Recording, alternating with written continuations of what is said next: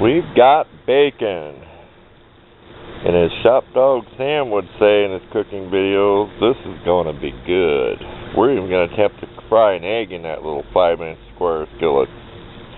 Got our thermometer over here. I don't think it's going to really be accurate for anything. I'm just trying to see how hot the pipe seems. Stay tuned.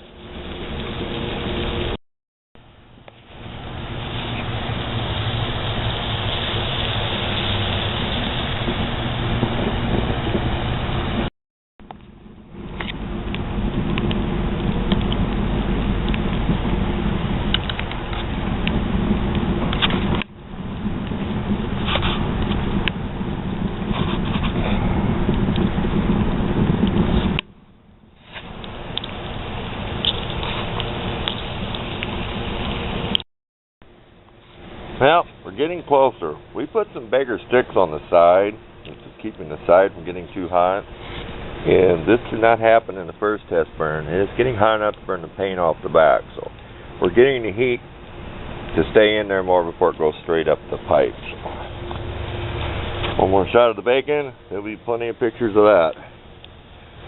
This is slab bacon from the butcher counter at the store. It's not the packaged factory stuff.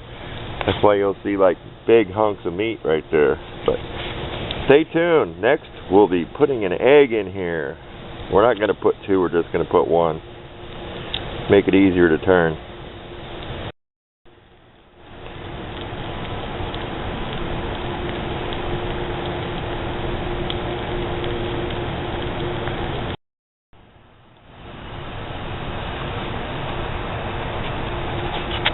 Well, there we have it. There's my egg. We're happy. It cooks. I don't think I'd want to put my 8-inch skillet on here.